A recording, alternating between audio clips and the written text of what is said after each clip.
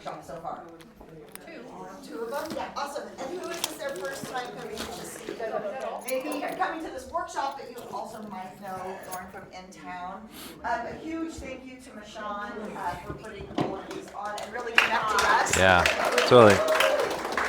So it's been so incredibly beneficial to all of us. So thank you so much for being here with us. Yeah. Thank you guys for showing up, because if you don't show up, then it's not worth their time, right? And so not just showing up, but learning and then implementing it into our bodies as quick as possible.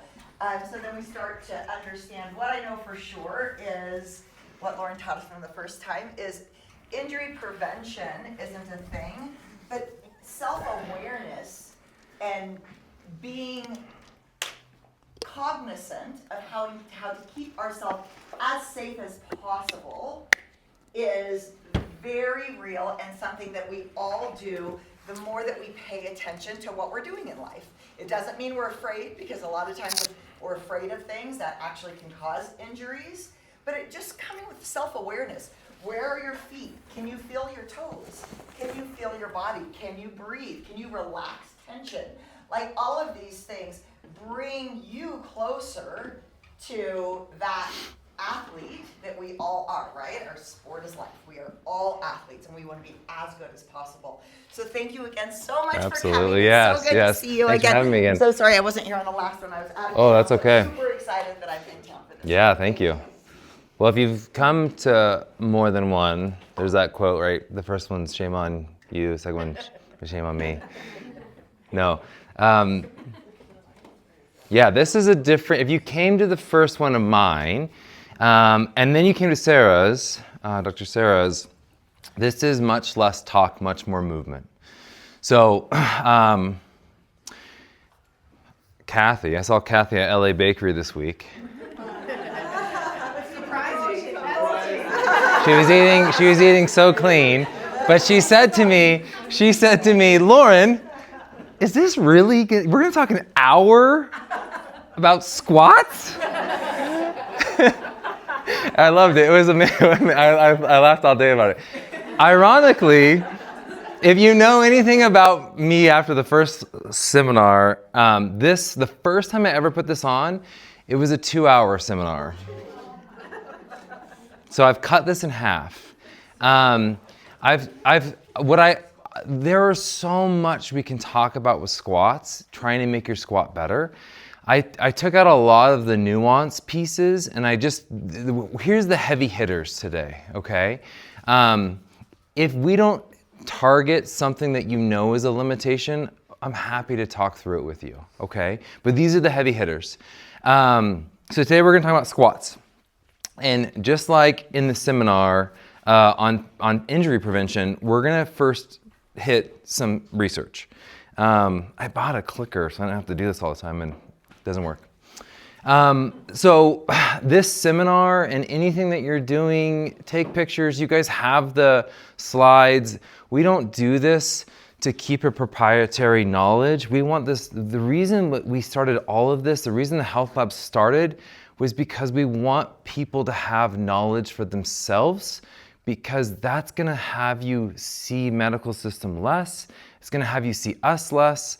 Like, we want the Carson City surrounding area to have more knowledge because it's better for you. So don't at all think that you shouldn't be sharing any of this with your friends or family. Today we're gonna talk truth into lies first. That's the research part. We're gonna talk about what squat performance looks like. What is a good squat? We're also gonna talk through, I'm gonna teach you what clinical reasoning is. This piece right here is where the medical system's failing for a number of reasons. We've lost clinical reasoning. And if you can do this for yourself, you can then therefore do it so much better on the second half of this. We're gonna then look at, from the foot to the bar, how to assess typical limitations that are there. I'm gonna show you the thing, how to assess it. Then, if it's not a limitation, ignore it. Spending time on limitations that aren't a limitation for you is a waste of your time. When you find a limitation, then work it and use the clinical reasoning to work it only until it's no longer a limitation, then ignore it, okay? And then I'm gonna show you some special considerations for the squat, for training your squat, and some other pieces there. And there's 70 slides. We're gonna do it in an hour. We're gonna rip through this. Okay. Let's go. I like that. So in our clinic setting and in a culture and even in the gym, we have these statements. Squats, full squats wear out your joints. We got full squats are dangerous. We have full squats damage your kneecaps. Full squats are no better than half squats. Don't let your knees pass your toes. This one was a beautiful little gym that came out of my profession. Squats wear out your meniscus. Like, squats are dangerous.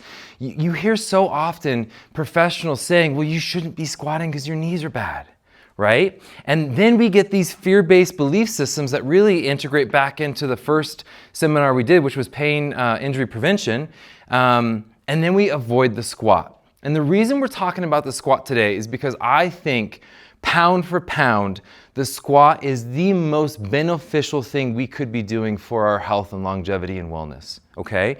So when we have all of these belief systems that are telling us to be fearful of the squat, and it's the number one thing that's the best thing for us, man, there's a conflict there, right? And until we understand that all of these aren't true, we're gonna be hesitant and fearful to squat, which, like we talked about, hesitancies and fears and beliefs are more likely to get us injured in the future. So if we can break these down and show that they're lies, now all of a sudden we're gonna have less injuries with the squat, okay? All right, so let's hammer these ones first. These all have the same underscore of belief that squats are going to hurt your anatomy. We have a culture that says wear and tear. The more I do, the more I'm gonna wear down my system. That, as we highlighted in the first one, is not true. Sedentary, highly processed ultra-food diets are the things that are gonna progress our anatomy natural course of wearing down faster than being active. Active people have healthier joints over the lifespan, okay? Let's look at, instead of giving you the research and all the numbers, I'm gonna just highlight some of the pieces so we can rip through this. So when they looked at deep squats, tons of studies, they pulled all the data together and they looked at deep squats. There was no risk to the tissue. And because when we talked about, remember the bucket analogy, if you were at my pain science thing, the bucket allows us to have this armor of protection against injuries. The squat builds such good muscle mass that it's protective in nature to injuries, and it actually reduces the risk of injuries, and it's so building of muscle. Like, man, the squat and the deep squat's good. So no risk to tissues when we deep squat. When we look at Olympic lifters, which here's a picture of an Olympic lifter, okay? There's a deep squat with a lot of weight, okay? For her body weight, she's doing a lot of weight, more than her body weight. When they looked at Olympic lifters compared to non-squatters, so these Olympic lifters are squatting all of the time, and they're squatting a lot of load, right? When we have the wear and tear belief systems, these people are gonna have damaged knees. Wrong. The ACL and the PCL in these Olympic lifters, so the ligaments that sit inside your knee, they cross like this and they sit inside your knee, those ligaments were thicker and more robust in the Olympic squatters than non-squatters. When you work out, we build muscle, and we only think we're building muscle. But when we put stress on our body, everything gets bigger, stronger, more robust. The ACL, PCL is no different. So we're building thicker, stronger ligaments when we squat, okay? We also saw thicker meniscus. The meniscus is that nice collagen tissue that sits on top of our shin bone that helps support the knee. It's thicker. We also saw thicker cartilage, which is the lining of the bone. So all of these things are thicker in people who are regularly squatting than non-squatters. That kind of goes against our cultural belief system, the wear and tear belief. So there's the Olympic squatter, right? Okay. Good? So first lie, squatting wears out your body. Not true. The second lie, don't let your knees past your toes. This came out of kind of my profession, the physical therapy world. What happened was there was a research article, a couple that came out, and they had people squat to 90 and back up. And for a long time, you'll see even research in the spine. They had people in different positions of the spine, and what they did is they had force meters in the discs, and they were like, there's more pressure in this position versus this position, so therefore that position is more risky for the back, right? We always think more pressure must be worse. In this study, what they were looking at is when they were, so you're going to see another study in a minute, but they were looking at the pressure at the knee joint, the kneecap joint, the knee and on the femur, the compression at the femur. And they found that when people, they didn't let, when they had a normal squat, like my knees are going past my toes, when they let them do that, that's in the blue, versus when they had them keep their knees behind their toes, there was less force. So they said, it must be better to have your knee not go past your toe, okay? So, and there was another avenue of research going on that saw, and you're going to see this in a minute, as you squat, the pressure in your kneecap goes up all the way to 90. So therefore, if we go deeper, it must only get worse, and more pressure is worse. So therefore, let's keep the knees past the toes. Now there's rehabilitative times where we want to do this, but here's the negative. So we saw a torsional load decrease at the knee of 22% when we kept the knees behind the toes. Then they said, let's do some more research. Let's put a pressure gauge, a torsional pressure gauge at the knee, and let's put a torsional pressure gauge at the hip. There was over 1,000% increased torsional load at the hip. So we get a little drop at the knee, we get a huge spike at the hip. This is not worth this. So if I'm squatting, look at my system is very symmetrically loaded. When I do this, I am really loading the hip at a rate that maybe is not worth it. So yeah, maybe my knee feels a little better, but maybe we should just treat the knee so it doesn't hurt when we squat, so that we don't long-term, torsionally 1,000% higher, load the hip. But this belief system's, you've all heard this, right? Keep your knees behind your toes. This is my profession's fault, okay? So, let your knees travel how they need to squat to full depth. It's really hard to go full depth with your knees behind your toes. This is a person, same bar, same weight, same shoes, same everything. All he's being forced to do is keep his knees behind his toes, okay? This is a very beautiful position, very beautiful. This isn't bad, but think what happens to the hip. Now we know 1,000% increased load. Look at his spine. His spine is now much more horizontally loaded, which isn't bad. There's no such thing as a bad movement, but he's gonna put a lot more force into the spine. His spine is gonna get stronger, but is this the goal of the squat? No. So we're stealing from Paul to pay Peter, and this is not what the goal of the squat is, okay? All right, last one. Told you we're gonna go fast through this.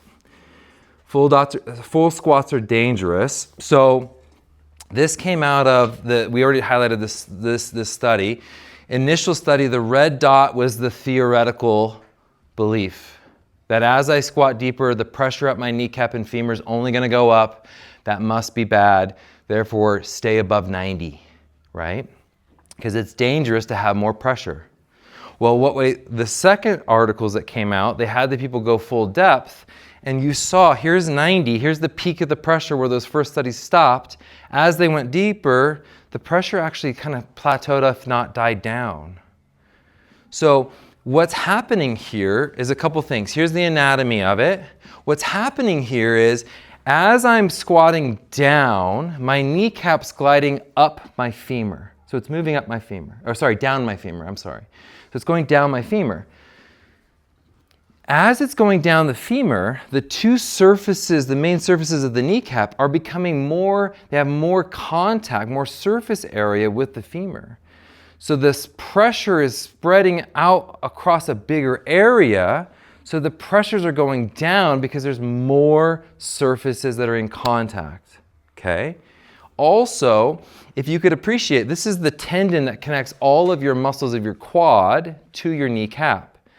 That's starting to wrap around the top of the femur, and it's taking some of the load off of the kneecap alone. So we're getting a quad tendon wrapping effect that's taking some of the load. So we're spreading the load across a bigger surface and the pressure drops. What's important about this is, as I'm moving, because my kneecap is sliding up and down my femur as I'm moving, think I'm sliding one way and then I'm transitioning that shear force the opposite way as I get out of the squat. What's happening if I don't squat to the bottom, the depth, I'm changing my shear force of the kneecap on the femur at the highest peak of force. If I go a little deeper, I'm actually changing that shear force direction with less compression on the kneecap. So how I think of this is, if I'm at a nightclub and I've got my shoes on because I'm not very fashionable, and I step on someone's toe while dancing and then I slide across it, versus like my wife back in the day before we had kids was wearing like stilettos and she would step on someone's horse and shear across it, you want the flat shoe, right? Less contact force. When we go full depth, we're shearing that patella with less force at a better spread out position. So it's potentially better for our knees. So full depth squats are not dangerous. Full depth squats are no better. So you'll see, we always like to take professional athletes and put them into our world. And that's not a bad thing. But what you'll get is like professional basketball players will do a bunch of high loaded squats at like a quarter depth squat, okay? Very, very high loads, quarter depth squat. And they'll even start doing like jumping at the quarter depth squat. In their training, they're doing full depth squats. But they're specifying some of their training because in basketball, when they go to get a rebound, they're doing this and then jumping up for the rebound. It's specificity of training. And people will see this and they're like, well, the pros are only doing quarter depth squats, so clearly that's the best thing. It's the best thing if you're trying to get a rebound, but we're not trying to get a rebound, we're trying to get off the toilet, right? And so what you'll see is, oh, look at this, I didn't have this done. 1 second, late night changes. So what you'll see is, okay, what do we want to get out of a squat? We want to get function. Remember, we talked about a lot of things. Muscle mass is the armor to protection of life. When we look at knee health, longevity of knee health, one of the biggest predictors of knee health is how big your quad is. More quad, better knee health, okay? How do we get more quad? Full depth squat. So what they did was same parameters, okay, for two groups of people. They had them squatting twice a week for 10 weeks. So it was long enough to produce physiological adaptation, right? It takes 8 weeks for the muscles to start to get thicker, stronger. They had them do 3 sets of 8 twice a week at 80 to 90% of their 1 rep max. They were squatting heavy, okay? Half the group went to half depth, 90 degrees, and the other went full depth. So everything was the same except for the depth of the squat. The blue is the full depth squat group and the red is the half depth squat group. So they're doing nearly the same amount of work, but the full depth squat group got significantly more muscle mass at the end of the 10 weeks. So if we want to build some muscle mass, which I think is the goal of the squat, we might as well go full depth because we're not going to get the same outcomes if we go half. So when we talk about full depths are no better, well, for us in our life, we want muscle mass. Full depths are better for a lot of reasons. Shear force at the kneecap, decrease of compression at the kneecap, and we get more gains for the time that we're putting in.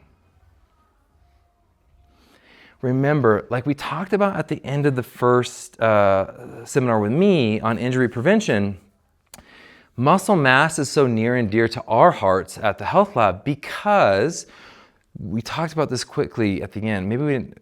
There's an inverse relationship between non-communicable diseases and muscle mass.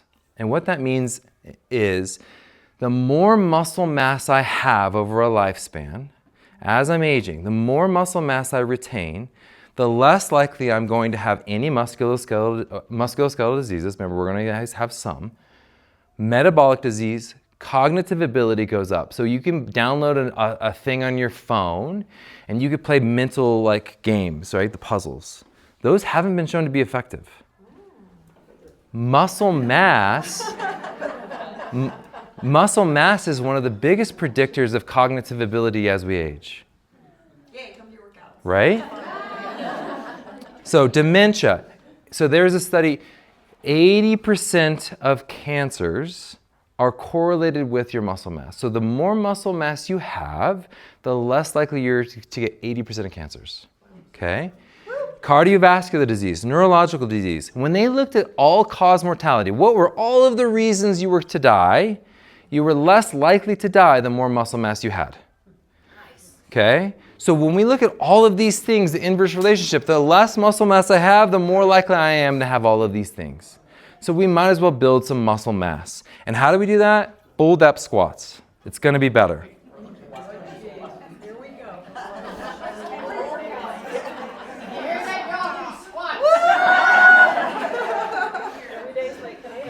So any arguments, rebuttals, questions to this? Yeah. Well, just so when we're in class, for example, and you tell someone to get deep into their squat, they're going to say, "I can't because of my knees." Yep. And that's beautiful. That's we rushed through this because that's the meat and potatoes of this whole lecture. Yes, exactly, totally. And the question, the second question of this is it because you're fearful of your knees? Or is it because it actually hurts your knees? Because those are two different pathways. My hope is, this first part is, if you're fearful of your knees, we just hopefully started to fight that belief. Another thing, Kathy, I'm going to pick on you. Another thing that Kathy said to me after the pelvic, she said, everyone's kind of mad at Dr. Sarah. I'm like, oh, why? Right? Because culturally we have these things and these that we do, like, oh, jump rope day, I'm gonna go to the bathroom. Now everyone's like, gosh, well, I'm not supposed to go to the bathroom, right? And so there's a less of an excuse for you to be fearful. It doesn't mean you're not gonna be fearful. But it is the thing, if we can start fighting the fear belief systems, all of a sudden we are doing a full depth squat and you're like, oh my gosh, I didn't have this adverse effect that I thought I was gonna have. The challenge is the first piece. Putting it into motion and seeing what happens is the second piece. If there's limitations, we're going to work the third piece. If these limitations don't fix with that, we can help you with this, right? But first we got to fight the fear. Okay. Yeah, great thought. Okay. When we look at the points of performance, you guys have great coaches. These are just ours.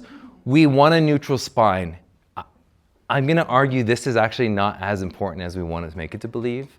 I have a little bit, it's called a pelvic wink. When I hit the bottom of my squat, my back flexes a little bit. Ironically, everyone back flexes when we squat. Of all the research, we put pressure sensor, movement monitor sensors on people's spines. We've never seen anybody keep a neutral spine when they squat, but we do have a neutral spine goal, right? Straight lines are strong lines. We want a neutral spine. We want the hip and knee movement to be equal. What I don't want is like a stripper squat, right? Right? What? Someone said, we'll do the twerk. We also don't want this fall back squat. We want the knee and hip to go out, away from midline at an equal rate. Okay? That's why I can't do that if I keep my knees behind my toes. Okay? We also want, we're going to talk at the very last piece, there's an exception to this rule, but we also want my knees to be over the second toe or wide of. We don't want this or this. We want a nice, good, stable position with the knees, okay? We also want the foot to be in full contact. Think about your foot as a tripod. Big toe, little toe, heel. We want 3 points of contact. We don't want this with the foot. We don't want this with the foot. We want full contact. For the full depth, if I think about my hip crease, the full depth is kind of considered when my crease goes below the top of my knee, right? Okay, so that's considered full depth. We want somewhere in this range, okay? And then on the way out, we want the movement to go back to midline at the same rate. We want the knees and the hips to hit center at the same time. We don't want a stripper return. And that's what you're normally gonna see. It's weird to see let me see if I can do it, like that return. That's very unusual. We want center together, okay? I work on that a lot. I've worked on that a lot. Tetro? Okay. Not that. Questions on this? That's the goal, okay? Stripper squat. Yeah. Toes are pointed out. We'll talk about that. Nikki eats a vegan meal, which probably has no calories, and then she does 30 squats. Beautiful squats, actually. Beautiful squats. She eats. Every time she eats? Yeah. That's awesome. Or go for a walk. That's amazing. Yeah, yeah. You go, you do something. 30 squats Cool. or a walk. That's awesome. I love that.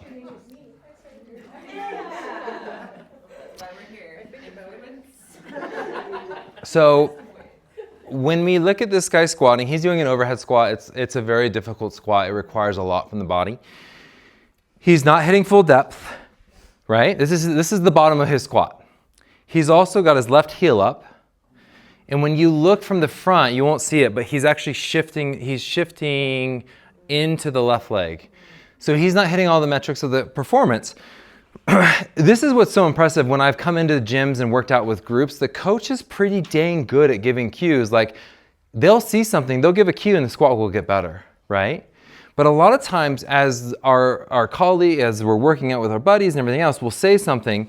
Until we assess it, if it's something that's not getting better, we're just guessing on what's this guy's problem, right? We have no clue, really. It's a guess. And we could give tons of guesses, but it's just a guess if we don't assess. Even worse, like, look at this guy's squat, right? How? So he's got non-neutral spine. He's kind of hitting depth. I don't know what's up with this foot. His knees are behind his toes, but he's still got like weird, wild depth, like wild.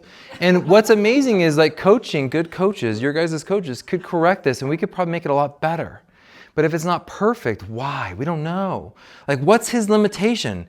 Like, how do we know what his limitations are? How do we treat his limitations? We don't know. And this is what we're gonna try to work on today, right? Finding your own limitations for yourself. Okay. All right. How do we treat it? We could do 1,000 things for treatment. What we do is far less important than treating the right tissue, okay? We could get a voodoo doll and do some crazy stuff. A lot of times when someone's just new to squatting, they actually need less cueing and less feedback. They just need to squat, like figure out how their body's moving, right? We could cup them, we could Theragun them, we could dry needle them, we could do some exercise, we could change their shoes, we could just scream at them more. Like, a lot of different things, ultimately, but we want to figure out the limitation. Okay, so here's clinical assessment. Here's what I want you guys to work on for yourselves. What we're gonna do is I'm gonna teach you an assessment of a body part, okay? If your assessment is fine, you're not gonna work on this. It's a waste of your time. If so, just go squat. If you have a limitation, I'm gonna show you a treatment for it. This is not special. You could Google treatments for my limited calves, and you could find thousands of things. Find the thing that changes the positive limitation you have. So if I show you something and it doesn't work for you, you're gonna do the treatment. What you'll hear a lot of times is like, the physical therapist gave me this 14 years ago and I've been doing it every day since, right? I want you to stop doing it, because in a couple weeks when you retest, if that test is no longer limited, now go squat. Stop wasting your time. If it's still limited but better, less limited, work it some more. If it's no better, the thing you tried to do didn't help it, do something different.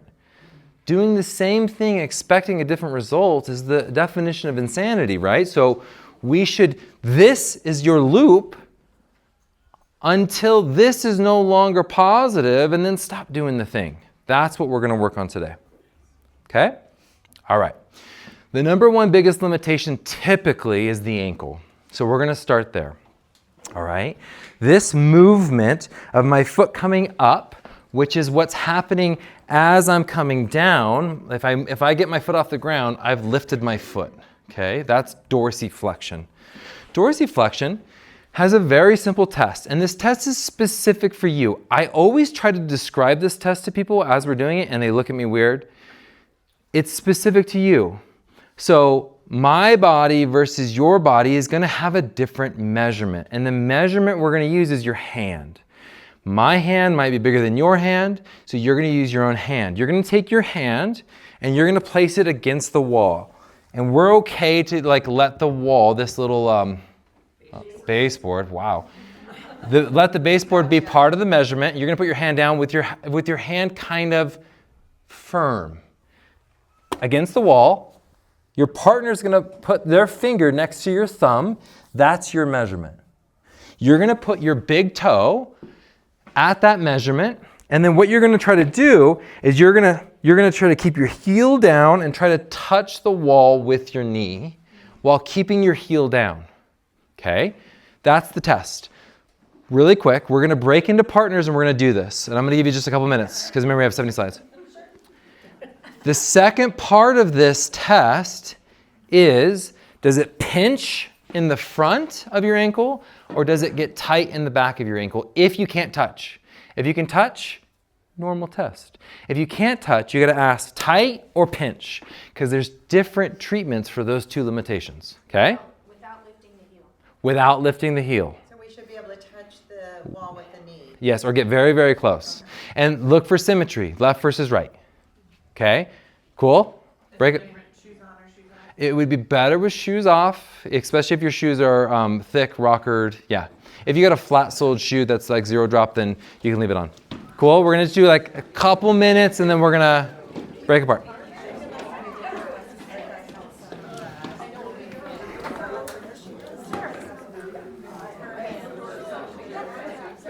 I'm gonna set a timer so we stay on.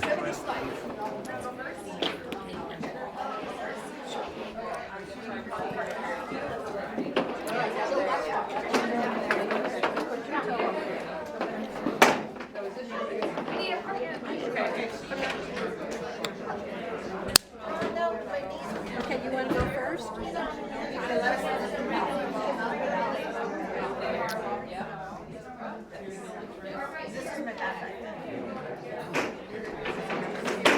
Try to keep that heel down. Wait, are we keeping both heels down? Or No, just the test leg. Stop where your heel is, before Yes. your heel lifts. You have some wide hands. You're, Is that too far out? put your hand down. Put it together. I went here. Yeah, that's fine. Watch your hips real quick. So, can you do that again real fast? So, if she peels her hip to the side, it's obviously much easier to get your knee in. But if you keep your hips square, it's more difficult. It's a good. Like, so see how she can't get her knee now? Yep. Watch what peels. Watch peels to the side. Now go in. Yeah, it's a great little assessment. So that's gonna be Still coming up. different limitation for her than the calf. So this is like where that becomes a little nuanced for her. Okay. Yeah, Okay, yeah, so it really doesn't because matter. not for the ankle, no. Okay, But yeah, she's probably got some. So when she's lifting her, what's the assessment? Is it tight in the calf or pinchy in the ankle? Calf. Yeah, good. So that's your treatment's going to be here. in a sense. Like she's probably got some adductor limitation that's changing it. Yeah. Yep. So you guys should have switched already. If not, then we're gonna come back together. Yeah. I know the hardest thing about this lecture is taking out all the little nuances. Is that pretty good? Yeah, try the other side and see if it's symmetrical.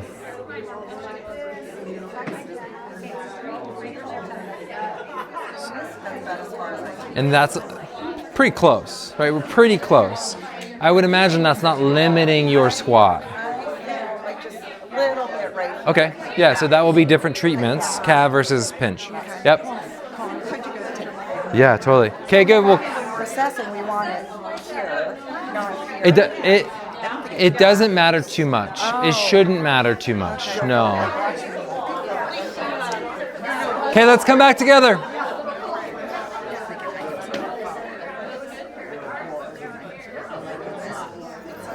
Can you feel about the same either way you did it? This is easy.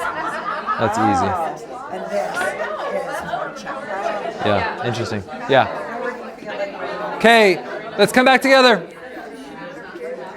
easy way for them, so with my whole ankle PT, Yeah. is just getting in a deep lunge and And just doing holding. the over toes. Yeah, perfect. That's easy for them. And you're to not getting do. sharpness. Yep. Yeah, good. Okay.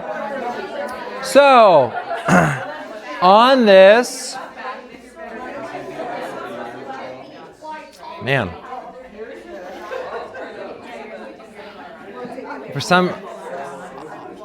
on this whole thing, we're going to go back to clinical reasoning, right? So we have the ankle test.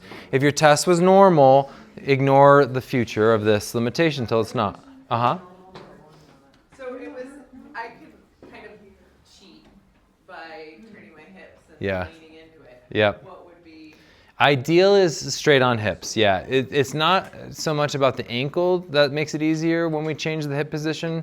So just that straight on hip is what we want. Yeah. If you had tension in the back, I'm going to show you a treatment, and then you're going to retest it in the future. If you had tension in the front, I'm going to show you a specific treatment, and then you're going to retest it in the future. When the test is normal, then you're going to stop. That's this whole clinical reasoning thing, right? I don't want to rip through these. You have these in the slides, so you can do the treatments. For time reasons, I want to get through all these pieces, okay? So if you have pinching in the front of your ankle, you're going to take a really thick band. The band is kind of your mobilizing tool, okay? And you're going to place it on top of your ankle. Most people who do this thing will tend to do it wrong because they're going to put it at the ankle on the long bones. I actually want it on the foot. It should be below the pinch. You're going to put, and the reason, how you do this is you're going to anchor it onto something. You're going to put it onto your foot. So your foot kind of needs to be above the anchor point so that that band is pulling down and back, not through straight back, okay? All you're going to do is work the motion. That pinch should go away when you do this with the band. Now I'm working the motion without the pinch, and you're going to do high reps of this, 30, 50 reps several times a day, working the motion with normality. Then go back to the test when there's no more pinching and your motion's better. You don't do this anymore. Okay? So the keys for this, if you had a pinch in the front of your ankle, put this band into the foot and then do the motion without the pinch. If the pinch is still there, adjust the band until the pinch goes away. Okay? The reason we're doing this is your ankle is, here's the shin bone, here's the outside shin bone, the fibula, here's the top of your ankle right here. That ankle, this bone, the talus, is kind of built like a slug bug. It's kind of thick at the front. It's a backward slug bug. It's thick at the front, and it has to glide. So here's my long bones of my ankle. Here's my foot, my toes are over here. That bone's got to slide backwards as I come up. If it doesn't, it gets pinched in the joint and you get ankle pinching. So that band's helping glide it backwards so that we can get this, not this, okay? So that's why we gotta get that band over the foot so that the other long bones can slide over the slug bug so it stops pinching, okay? If you do a calf stretch when you have an ankle pinch, your ankle pinch probably is not gonna get better. So doing the right thing is the importance. So you could Google, how do I get my ankle pinch better in my ankle? And then you could get 1,000 little treatments for that, right? The treatment's less important than doing the right thing for the limitation. Can I ask you real quick? Yeah. So a lot of times, like our classes in yoga and bar, we do like the deep lunge. So you know you've got your runner's lunge, and then we go deep lunge, and then we'll like go back into like a tibialis. So is this going to be helpful? Like for, If it's pinching during the thing, no. okay. Right. So if it's pinching here, Yep. this is not going to be helpful. No, because you're just slamming the slug bug into the joint every time. Okay. Right? And so it won't change. Okay. So if there is pinching, you could do that same thing with a locked down foot, the band, and do it. The pinch goes away. Now work that, and that should make it better. And that would make it Yep. better. You But could. it's not a bad thing for them to do if they have a pinch? No, it's just not the long term. Okay. Yeah, if there's achy, tight, tension, awkward, that's fine. If it's pinchy, we want to change it. Yep, yep, yep. There's 1,000 things we could do for that. That's why this first lecture was 2 hours. But that's a great first step. Okay. Is there a certain length or weight of the band? As heavy as you can get that thing locked down. You could do a strap.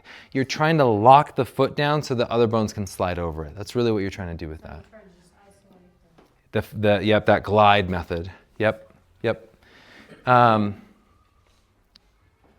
If it's tight in the back, you can stretch your calf. You can Theragun your calf. I could needle your calf. What we tend to do over stretching, we don't give stretching very often because we don't think it's actually. Remember we talked about in the injury prevention seminar, stretching increases the rate of injuries. So we don't give a lot of stretching. What you could take a ball, like a tennis ball, lacrosse ball, you could put it into that. You'll find some like tight muscles in the calves, either up high or down low. You could put a little weight into that spot that's tender, and then you could move the muscle under tension and make those muscles relax a little bit, improve it, then go squat. Okay, so treatment of the back of the calf muscles for tension in the back of the calf is how you're going to make that better if you got tension in the back of the calf. Okay, again, this is one treatment that we think is pretty helpful. The needling is incredibly helpful, but treating the back of the calf for the back of the tension is where we want to be, only until it's not limited. Okay, questions on that? This is, you guys have all probably seen that. Everyone has lacrosse balls now. Okay. For time's sake, I'm gonna skip this one. This is rarely a limitation. Let's go to the hip. So first, what you need to do, and you asked this question earlier, the position of your toes, okay? When we're born, if you know x-rays, these are x-rays of 13 months to 1 year old to 3 year old. So 13 months, 3 months, 1 year, 3 years. If you know x-rays, ignore the pathology in this x-ray, okay? The goal of what I want you to see in this is when we're born with straight femurs. Our femurs are like this when we're born. Adults, see this big old angle? That angle happens because bones are alive like muscles and tendons, and as we start walking and moving, our bones bend like this. Our bones bend 3 planes, this way, and this way. Depending on how we move and function and walk as we're kids, as our bones are moving, everyone's femur bones are going to have a fingerprint. They're unique. I cannot squat full depth with straight toes at all. Some of it's my ankle, but some of it's my hip. For me, I've got to have this position here because of my fingerprinted femurs. Everyone's position should be a little different, okay? So just because you see some, like, I knew it was going to happen. I knew you were going to do it. I knew you could squat with toes forward. She can do it. I can't. Okay? My knees are like the little one. So what we're going to do is 2 pieces. Remember on this thing, I want to get full depth. First component of that full depth is ankle. The next component, if my ankle's clear, it's going to be hip. If I can't get here, I'm not going to go full depth. You're going to grab your partner. One person's going to lay on their back. The test person's going to lay on their back. You're going to, here, will someone lay back? I'm going to do it on them. Perfect. You okay to lay on your back on the hard floor? The other person's going to bring their hip up. Okay? Do you have problems with the squat, the depth? No. Okay, so in neutral, her toes are, if she was standing, her toes are forward, her hip is not turned out, she can get full depth. Look at her hip crease is below her knee. Okay, I would imagine if we turned her knee out a little bit, it gets a little easier. If we turn her toe out a little bit, it gets a little easier. Okay, now what she's gotten her squat stance, right? Okay, so when she's squatting, she's gonna squat easier if she's got a little wider stance, just a little than hip width for her, and just a little toe out, right? Now, if someone, here's the test, if you're doing this and you're trying to find the easiest pattern of her hip and your partner just can't get below parallel, the next question is, do you have tightness in your butt or do you have pinching in your groin? It's a very similar question to the ankle. We're gonna have two different treatments, right? So if your partner can't get full depth, one, it's probably because we got to work on some stuff and ask the question, is it butt tightness or groin pinching? Okay. If they can get full depth, but they're like, when I squat, I can't, we'll look at that too. But you're going to take a partner, you guys can do this, you're going to easily glide the hip up, and you're just going to find where it naturally wants to go. Okay? Questions? Both sides. Go first, or you want me to go?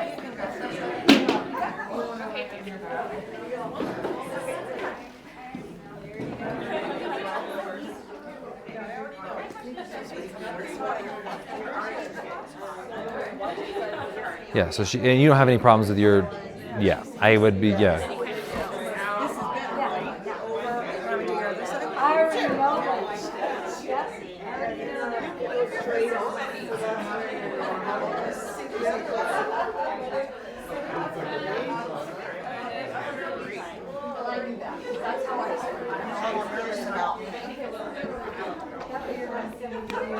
This is where I stop.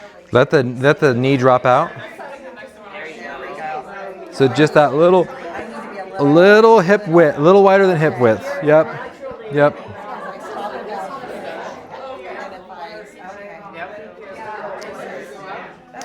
Just a little bit. If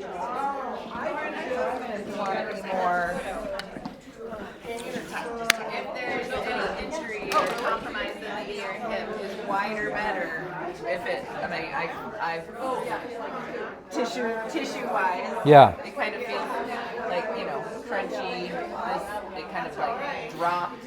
And if you think like he's in an incredibly deep squat there, right? And so if he's getting pinching there, like maybe not too bad. If you come out of that a little bit, right? Come down to me a little bit, right? And they go wide.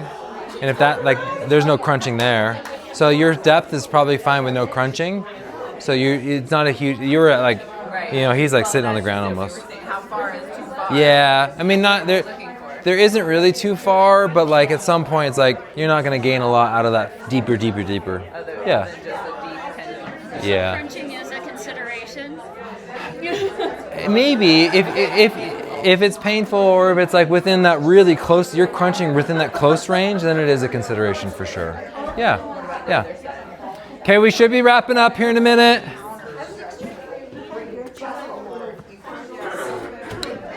Are narrow squats beneficial for anything?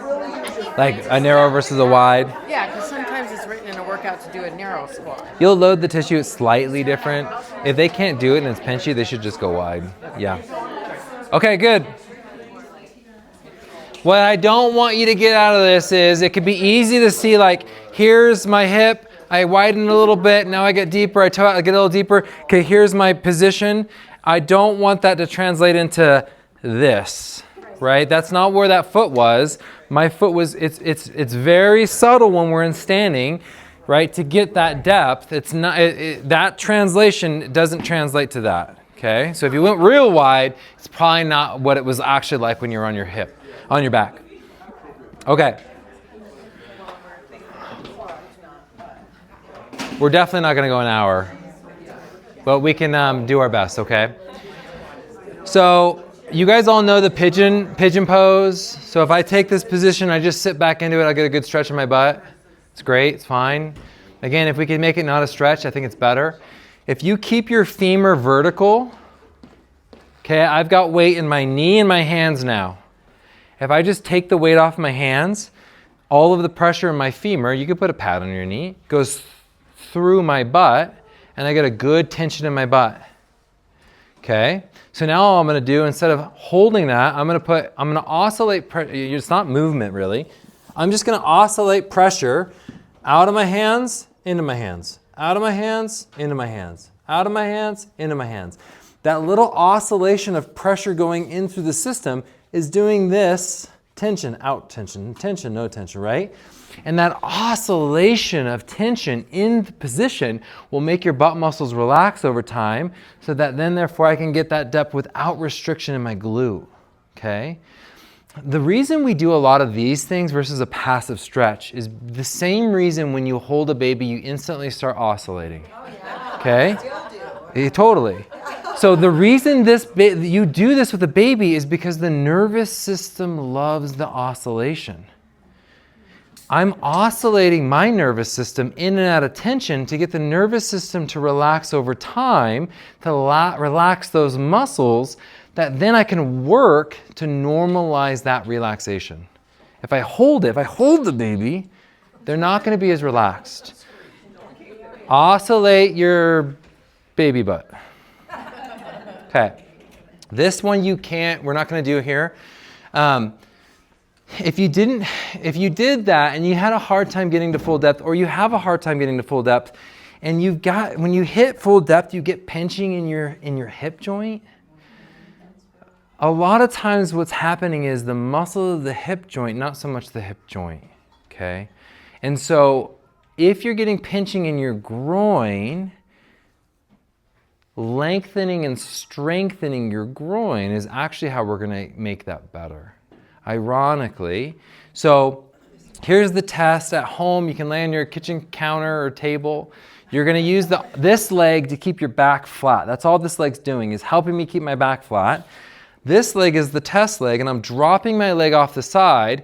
I should be able to get horizontal or below horizontal in this test with my knee bent to 90. If my knee's cocked out like that and I can get below 90, it means I got, some stuff, I got some hip flexor limitations. If I can't get below the horizontal or to horizontal, I've probably got some hip flexor weakness. Okay, we're going to call tightness weakness.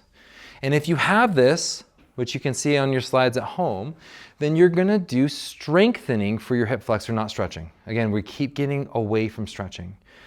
You can take a dumbbell, a really, really heavy, small elastic band, put the band under the dumbbell, lock the band onto your foot. So you know you got a little foot weight. So if you don't have ankle weights at home, you can just make your own little foot weight. Okay? Now, I'm going to do the test. I'm just going to let my leg controlled into extension, which these muscles are contracting and lengthening. And as I get strength in my hip flexors are going to get longer. Stronger muscles are longer muscles. And now all of a sudden, I might not have that hip pinch anymore. If this is the case, we're going to do exercise strength training, right? So 3 sets of 8. 15, less than 15, to fatigue. I'm going to get fatigue in my hip flexors. And I'm going to wait 6 to 8 weeks because it takes time for muscles to adapt and change. And then I'm going to retest the thing, or as I'm squatting, the pinch goes away. Great, I don't have to do this anymore. Okay? So either butt tension, oscillate the baby, pinching of the hip, strengthen the hip with this. There's Google hip flexor strength training. You'll find tons. This is a great way to do it. Okay, questions? Are you okay to use an ankle weight on that? Totally. It doesn't matter if it's on the No. or on the... No, I just, if you've got dumbbells, don't go by ankle weights. Just use the dumbbell with a little strap. It's like light, like 5 to 8 pounds. Because these aren't hip big movers, so they'll get tired pretty quickly, especially if the test is positive. So are you saying like at the end of a workout, like we just did a workout, we don't need to be stretching at the end? It's not a bad thing to do when you have no injuries. If you have an injury, stretching it is going to increase the odds of it coming back in the future, right? So when we looked at the graph, the studies, okay, so I have an injury, I get the injury to go away, or I'm making the injury go away. Stretching increases the likelihood of the injury coming back 3%. Proprioception, Tai Chi, balance awareness decreases the injury from coming back 18%. Good. Strength decreases the injury from coming back 56%. So where are we going to put our weight? In strength, because that's where we're going to build that robustness of the system. Strong muscles, you guys can leave whenever you want. This, I don't know how we got so deep into this. So strong muscles, we always think muscles get thicker in diameter, right, when we get stronger. And they do. They also get longer in length. So a strong muscle is a long muscle. So we get it strong, okay? Most muscles that are tight are, the brain is making them tight to protect the system, or they're weak and they've shrunk, okay? Thank you. I know we're Yeah. for time, but I have to like solve this in my own head. Sure. Okay, so I need to understand this because we do a lot of yin yoga. We do a lot of. And then none of this is bad. Okay, yeah. So I just want to really make sure that I'm understanding because So no I do see canceling people. your classes. Yeah. Yes, and that's and here the specificity of this is we are very specifically talking about injuries and injury recovery. Thank you. Okay, Yes, because I see a lot It's of great. people. I tell them all the time, you have an injury, you want to overstretch. I'm like, don't do that because you're irritating. You'll have like a hip thing and you're like, oh, and you just stretch and stretch, and I'm like, don't do that. And so I Yes. just need to understand. No, that. good. We said it once. Clarity again. Injury rehab, getting away from injuries, getting better from injuries. That's the specific information. Okay. Stretching is not bad. When I like to give it to my clients, the stretching doesn't make the knots go away, because a lot of people think it's not in tissue, but it's like a knot in a chain. You can't pull a knot loose when it's stuck in a chain. You have to push it together Yeah, great. and unravel it so that you can get more functionality out of it. So don't It's stretch. great. Come to the fascia flow class. Friday. I'm gonna go. So, I'm gonna go over this one. There's a couple others you guys can test yourselves. I want to get to a couple other pieces. So, is this helpful? These are the two biggest limitations typically. I asked Michonne if you guys are front squatting, and you guys are, right? You guys are front squatting sometimes. So, thoracic extension is needed for a front squat. Okay. So in this test, you're going to sit in your chair, you're going to have your arms behind your back, you're going to try to raise up your arms as far as you can. This is like, I have tons of motion here. If you can't get your elbows to 45, you have a thoracic limitation. Okay? So if you find yourself front squatting and your bar's always falling forward, or it's really hard to stay into your whole foot because it's always coming forward, it might be because as I'm front squatting, the weight's more forward. I've got to be able to keep that weight over the middle of my foot. If I have limitations here, it goes over my foot and I fall forward. So this might be the issue with your front squat, right? What's 45? So here's the point. I should be able to get to 45 off that angle. Right, not out. Yeah, elbows in, lift up. I should be able to get to 45. Okay? So this is something you guys can test on yourselves. If it is limited, there's tons of treatments.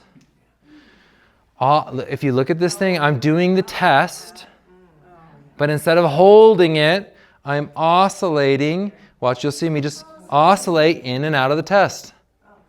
Right? I'm calming down the baby. Okay.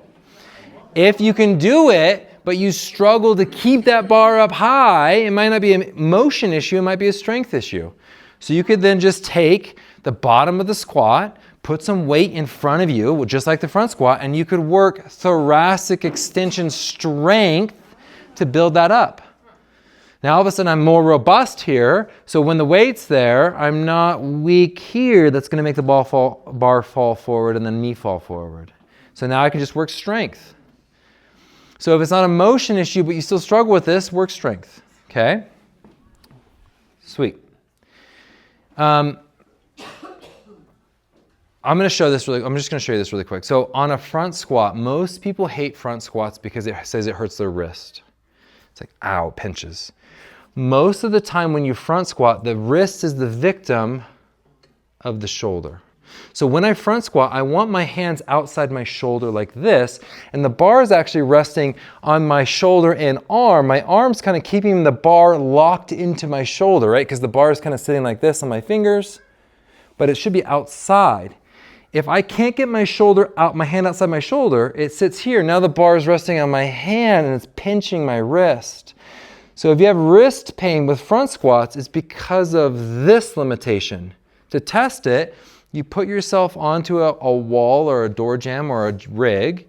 You put yourself in that front squat position of the elbow right here, and you see how far your hand can move outside your shoulder. If you can't move your hand outside your shoulder, you have a shoulder limitation that's pissing off your wrist. What you'll do, simple enough, is you'll just take a PVC pipe and you're gonna hold it. You're gonna hold it on the outside of your hand like this, or a broom, whatever. Just gotta be a stick. You're then gonna be in the position of the front squat. It doesn't make sense to work it down here. We gotta work it here. I'm gonna take my other hand. I'm gonna work the motion. Right? So if this is my motion, I'm going to start working the motion. Instead of holding it, I'm going to oscillate in and out of the motion. Once I get here outside my shoulder, I'm going to just work the motion. The beauty of the front squat is it's not a strength thing because the weight is pushing my arm into the position. I don't have a strength limitation here, right? So we don't have to work strength really. But if I don't have the motion for it, I got to get the motion first. Okay, we're ripping through this, and it's one of the reasons why it's one of the reasons why I want you to have the slides, because I want you to be able to work on these things, right? Because ultimately the limitation's going to take time to change. Okay, all right. So let me just go to some important pieces I want to highlight. All of these are in the slides, so you can test these other pieces. We test shoulder flexion. We test wrist extension. Wrist is just like the foot, pinching in the front, pulling in the back. You're going to have two different things. Okay, it's just like the ankle.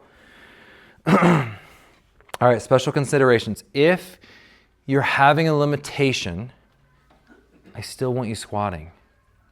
Don't say, my ankle's limited, I found a limitation in the thing, I haven't squatted for the last 6 months because I'm trying to get my ankle better. No. The squat's so worth it, so keep squatting, but work on the limitations on the side. Don't stop squatting, okay? That's why I wanted to rip through this. I don't want you to miss this message. Keep squatting, work the limitations. When the limitations are gone, then stop working the limitations, yeah. Will you put the thing back up so we can get the slide? Yeah. Okay, good. If you have back pain, a lot of times you'll be like, oh, I strained my back. I'm not going to work out today because it's a squat day and I'm worried that it might hurt my back. You can modify your squat to offload your back in order to keep working out. And maybe when we look at the best things you could do for your back when it's hurt, general exercise is the best thing you could do. So now we're limiting our general exercise, which is what my back needs, just because we're worried the squat's going to hurt my back. This guy, his knees are past his toes, his hip is full depth. The only difference this position is the bar is low on his back, which is a fine thing. It's called a low bar back squat, or it's high on his back. The bar has to sit in the middle of the foot. And so if you put your bar low, you've got to hinge over more. If I put my bar high, I'm upright more. So I can change the load on my back with a good squat based on where I put the weight. Is the load less if it's back further? Nope. It's Same. less. Oh. Yep. So we have a goblet squat. This guy's holding a weight, dumbbell, kettlebell, just like a front squat. It's in front of me now. Now it's easier to keep on my foot. I can keep my trunk upright. As I bring the bar back, I've got to get my hip over, my trunk over to keep it over the middle of my foot. If I get the bar low, I've got to get a little bit more hinged over, right? And so same squat depth, different position of the weight, changes to the load of the spine. All of this is totally fine for the spine. But if I hurt my back, I might not want to do this today. Maybe I modify my workout for the day and I do this and it feels good on my back. So try to work out, try to squat, and work around these limitations because the general exercise is going to be best for your back. Does that make sense? Yes. Is that good? Okay.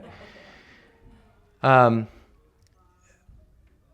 going to skip these. Okay, so a Zerker squat is where you put the bar into your arms. So when we talk about thoracic extension strength, what's hard is if I'm front squatting with like 105 pounds and I'm holding in the med ball and I'm doing like 10-pound med ball extensions for thoracic strength, there's a gap between the 10 pounds that I'm doing and the 105-pound front squat, and I just can't get strong enough for that 105-pound front squat for my thoracic extension. You could put a bar, this is a hard workout, so you could squat with a Zerker squat. It goes in your elbows. Now the weight's really far forward and my trunk's really got to work to keep upright. And now I can get better thoracic extension strength for the Zerker squat, which is going to make my front squat better. So there's tons of tools to make this system better for the limitations. Okay. Where did the time go? Okay, this is the last thing. So valgus is when my knee collapses midline. Remember we talked about point of performance, I want my knee over my second toe or wide of my second toe. I don't want this, okay? And so what you'll see a lot in the gym, especially as we get towards our heavier weights, which I know you guys finished a cycle of heavy weights recently. We have valgus here and we have varus here, okay? Valgus we don't want, unless we do. A valgus collapse is when I'm squatting and I'm coming down and one leg drops in. That's a valgus collapse, okay? A valgus whip is when I'm coming down and both legs come out and I happen to be at the higher end of my strength threshold. This is not what we want. This is a very, very beneficial tool. And what we could make the mistake of is as we get heavy in our squat load, this happens, we try to fight it, it makes us weaker, we don't squat as heavy, we don't get the benefits. Okay, so here's the difference. So I kind of showed it to you. This is the valgus collapse. I got one leg collapsing in, right? If your partner's doing this, tell them like push your right leg wide, like fix that valgus collapse. If I've got a valgus whip, as I'm coming out of the hole, there will be a moment where the knees come together and then pop back out. It's a whip, okay? This is a physiological benefit because when you go back to the very beginning of this lecture, there was the deep squat builds more muscle than partial squat, right? The biggest muscle to get thicker, stronger when we squat is the adductor magnus, not the butt, not the quad. The adductor magnus sits right here. It makes up 30% of the mass of our thigh, okay? It's a huge muscle. They take all these other muscles out of here's the kneecap, there's the adductor magnus. It is huge, okay? And if you think about how that's pulling, it's doing this. It's also doing this. If I put those together, it does that. If I put my foot on the ground, it does that, okay? So, and it's the biggest muscle, it's the biggest developed muscle while we squat. So if you squatted and you're like, why the heck are my adductors so sore? It's because this muscle is a big worker, okay? So what's happening is, as I get really heavy and I'm coming out of the hole, my adductor magnus is at an opportune time to do the work. And so your knees do that a little bit symmetrically at the bottom to whip out, and it's muscle work, it's not collapsing, okay? So if you see this, great. This is Tia Claire Toomey. She's like where is it? Oh no, oh here it is. So she's like a 6 times CrossFit Games champion. She's lifting a lot of weight right here. And watch her knees right here. As she comes out of the hole, watch her knees. Woo. And then watch, as she gets out of the hole, they come back wide, and then she finishes the squat. Go girl. Okay? This is an adductor whip. This is not an adductor collapse, a valgus collapse. Okay? No, it will happen naturally. You don't have to think about it. Yep. As your weight gets heavy, this will naturally happen. If you have symmetrical whipping, No cueing of knees out. You're disadvantaging the body. Okay? So there's a little that it's such a because you're working so hard. Let's not take away some of the benefits here with having this subtle little difference, one-legged versus symmetrical whip out of the bottom. Okay, it's just fun to watch her. Yeah, it's incredible. So that bar, this is 225. This is 255. This is 245 pounds.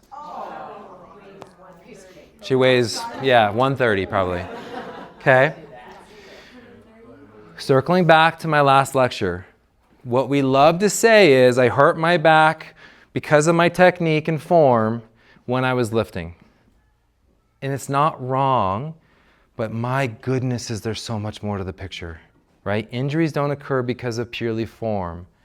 They occur because I'm overtrained. They occur because I had poor recovery. They occur because I'm stressed out. They occur because I haven't slept well. They occur because I've been stressed and I haven't been eating as well. And then I sleep worse. And now my body system is weaker and my brain is a little bit more irritable and it's at risk averse. Right? So I just heard something recently and it goes perfectly to this. This is a predictive model. Our senses and our body and our experiences in our life are all inputs to the predictive model. And if all of our inputs are telling our predictive model that there's risk, the predictive model is going to give muscle tension across the area in order to protect the risk. If we blame it on the mechanics, not all of the inputs to the predictive model. So the more we can change the predictive model with change of belief system, perspective, and good workouts, this starts to change the occurrence of injuries. Next seminar, I will do my best to be on time. We're going to talk about the shoulder. So we skipped a lot of the shoulder because we're going to talk about mobility of the shoulder. Next time, we're just going to talk shoulder, okay? And we're going to do the same thing we did today. I won't do as much research. We're going to here's the test, do the test, here's how to treat it. And we're going to go through a bunch of different shoulder limitations and how to treat it, okay? That's next month, April 11th. Questions? Yeah. Sorry, that was rushed, but you have the slides. Okay. Thank you. Good. You're very welcome. I'll put the QR code back up.